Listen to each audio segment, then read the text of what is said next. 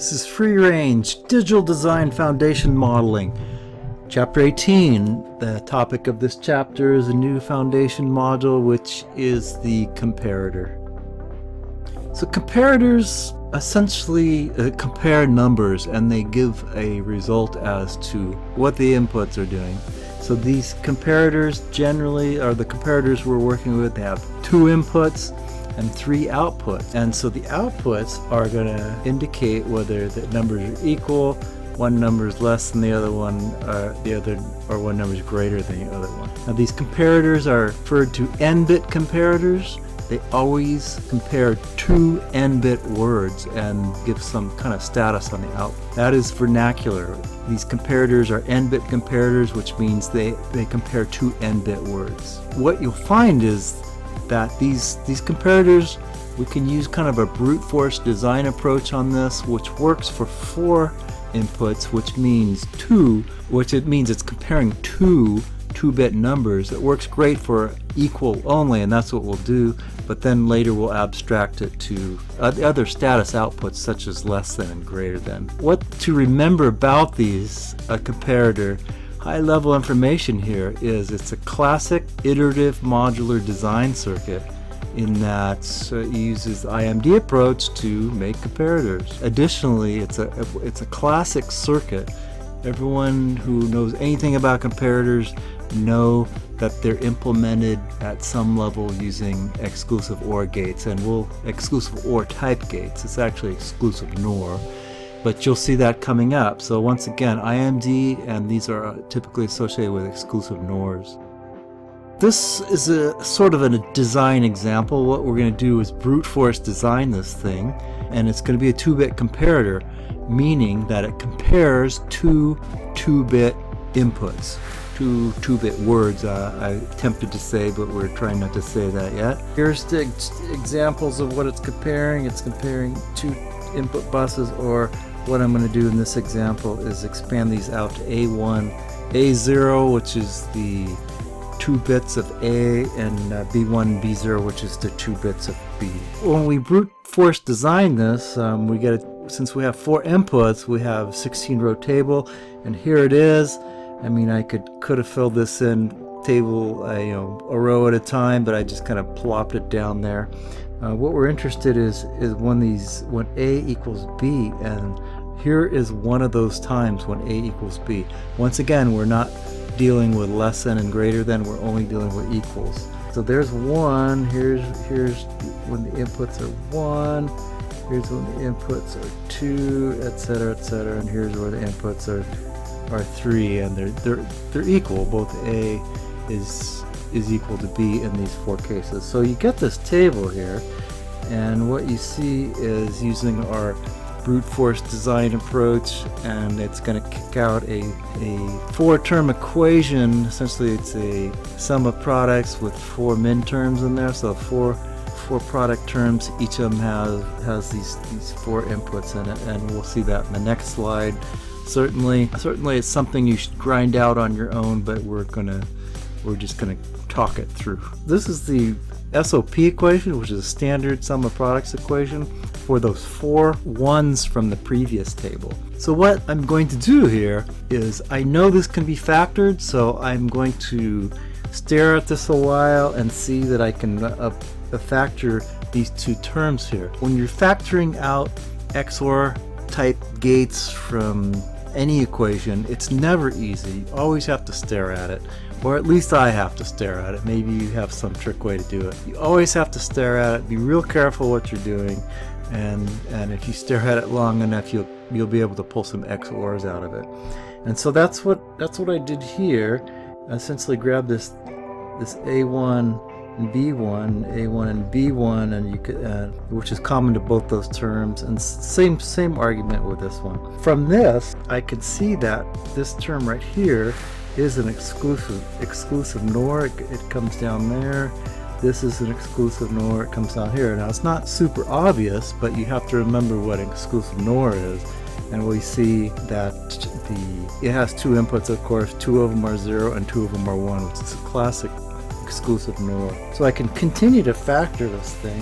One more step downwards, what I see here is this term is common to both, and then I can factor that term out, and it leaves me with this. I can look at this and say, well, that's an X NOR also. And so this is the final equation here, and what it is it's comparing the two least significant bits, and it's comparing the two most significant bits. If the least significant bits are equal and the most significant bits are equal, the entire 2-bit values are going to be equal, and that's what this says. So this equation here is this circuit right there. This is a circuit for a 2-bit comparator. Once again, for the 2-bit words to be equal, that means the individual bits have to be equal. So here's the least significant bit, here's the most significant bit. That's pretty exciting. So the idea here is to take that example, and now we're going to design a 4-bit comparator with just this only has an equal output once again. So it's going to be comparing two 4-bit words. That's a total of 8 inputs. So if we were going to use a tabular approach on this, like a brute force design approach, the table would have 256 rows in it. So of course we're not going to do that. What we're going to do is take this design right here and say, oh, okay, there's just an exclusive NOR for each bit location. So this is suddenly a 4-bit comparator, so it's going to look like this. I'll draw it. As written here, all the 4 individual bits must be equivalent for that entire 4-bit value to be equivalent. So this is the back end of it. Now I'll fill in the front end of it. So we'll say I should have done this first. A, B, and these are 4-bit values. We'll remember that next time. So here we go. A, 3, B, 3.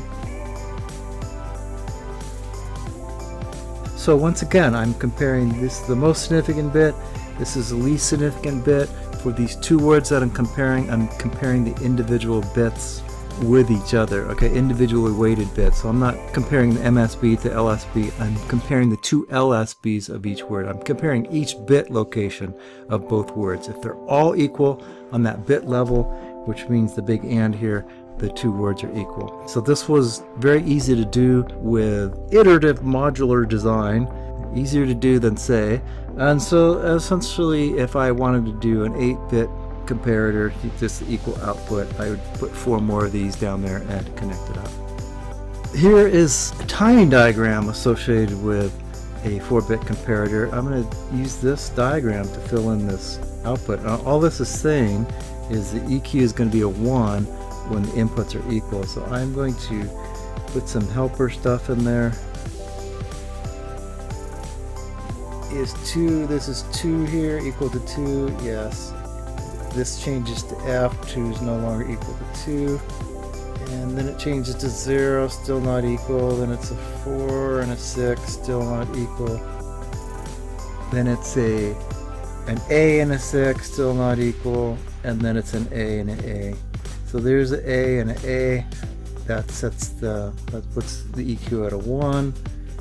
And so we'll keep going on this thing. This is a 1 and an 8, not equal. Oh, here's an 8 and an 8. Those are equal. Changes to E, not equal. And this is an 8 and an 8 again.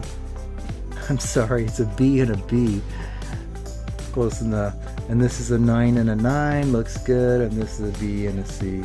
That's it for this problem. All it's doing is looking for when these two input values are equivalent, and it indicates that with a 1 on the output. So this is the comparator foundation module. Notice it has data coming in. Only thing it has going out is status values. Okay, there's no control and there's no data coming out. It's a very simple device here. What's important here is EQ is fairly obvious, but LT means A less than B. GT means A greater than B. Now this is not completely obvious from just looking at the diagram. Someone needs to tell you that. Forevermore and This whole book here, we will consider GT to mean A is greater than GT, etc., etc. Once again, someone has to tell you that. You would not know by looking at this circuit. Here is a design example, and what we're going to do is design a circuit that compares the magnitude of two 8-bit binary numbers in radix complement format.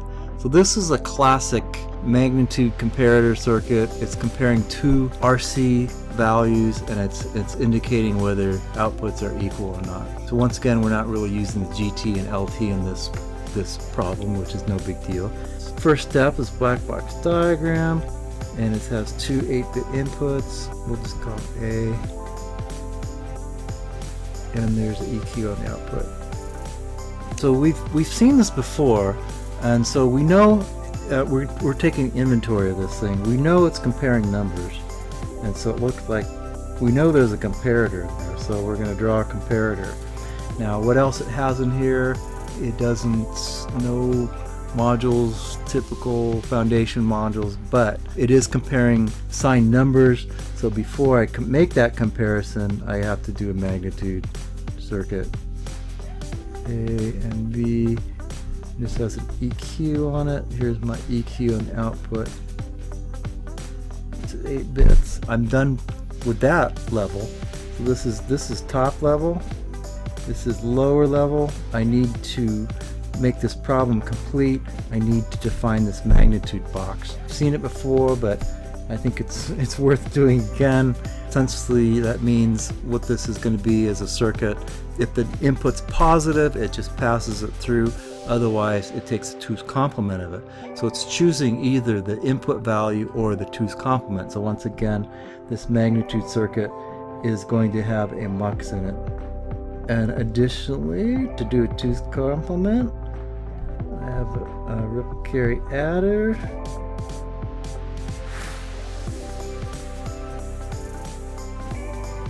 Once again, this is shorthand notation for 8 inverters, which I don't want to draw here. This is my ground symbol.